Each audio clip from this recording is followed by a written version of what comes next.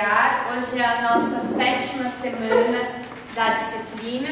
Nós vamos entender um pouquinho sobre os princípios básicos, o que é a medicina nuclear, como funciona, para que serve. E, se der tempo, vamos falar sobre o principal exame da medicina nuclear, que é a cintilografia de perfusão do miocárdio. A medicina nuclear ela é definida pela Organização Mundial da Saúde como uma especialidade que vai cuidar do diagnóstico, do tratamento e da investigação médica. E, segundo a Sociedade Brasileira de Biologia e Medicina Nuclear, uma especialidade médica que emprega fontes abertas de radionuclídeos com a finalidade de diagnóstico e de terapia. Então, esse é o primeiro exame que a gente está estudando, que além do diagnóstico, pode fazer a terapia também.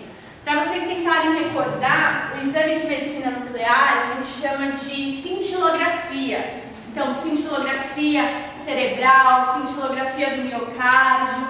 E os tratamentos são os tratamentos principalmente à base de iodo, como a iodoterapia.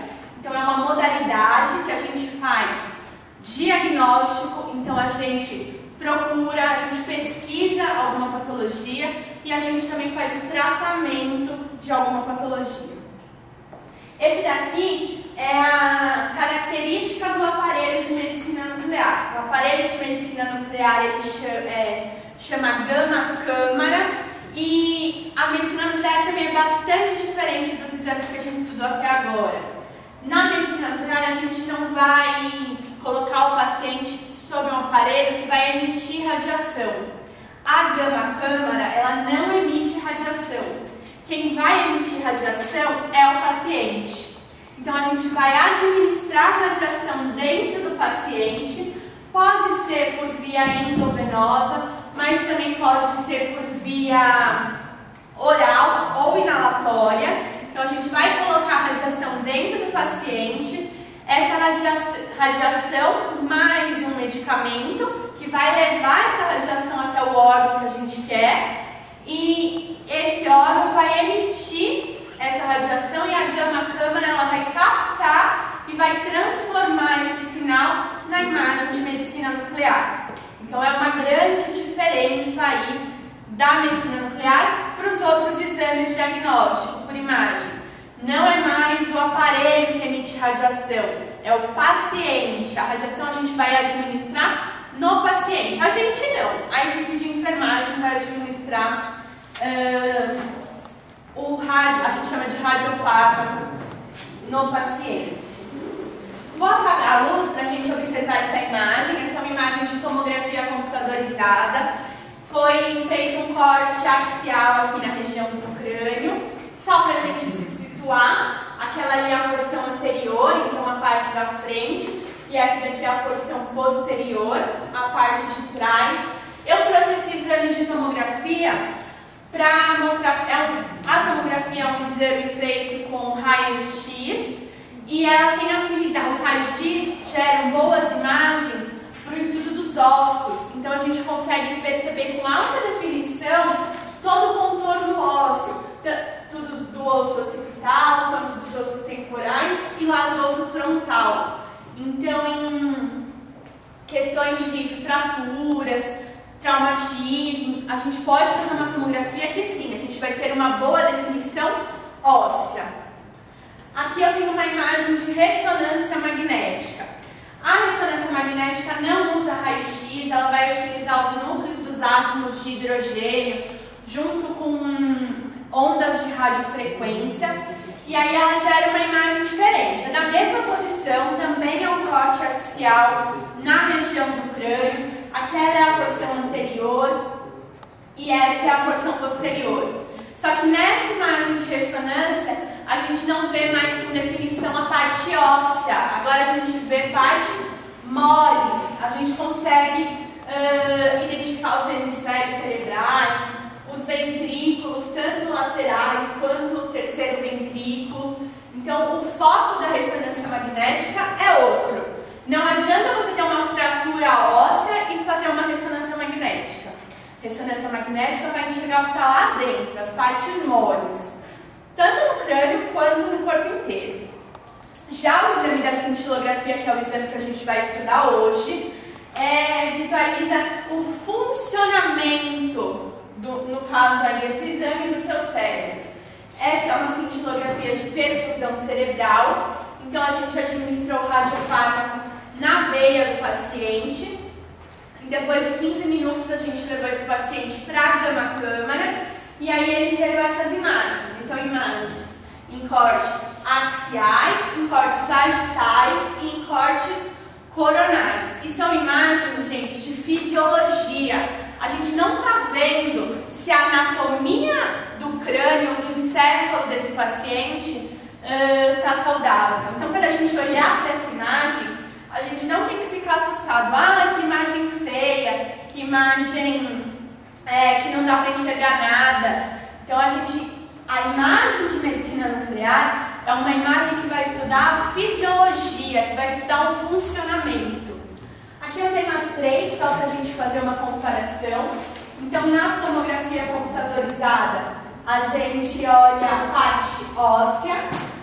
Na ressonância magnética, partes moles, anatômicas, tanto na tomografia quanto na ressonância. E na cintilografia, a gente vai observar fisiologia, a gente vai observar funcionamento. Vou falar um pouquinho então da cintilografia de perfusão do miocárdio, que é o exame que os laboratórios mais fazem, é o exame mais procurado, pelo menos 2 dias de um centro de diagnóstico por imagem de medicina nuclear é reservado para o exame de cintilografia de perfusão do miocárdio. Esse exame é para o diagnóstico principalmente de doença arterial coronariana. Além disso, do diagnóstico, ele serve para o acompanhamento dessa doença arterial coronariana. A pessoa já tem a doença e ela vai fazendo um acompanhamento de tempos em tempos.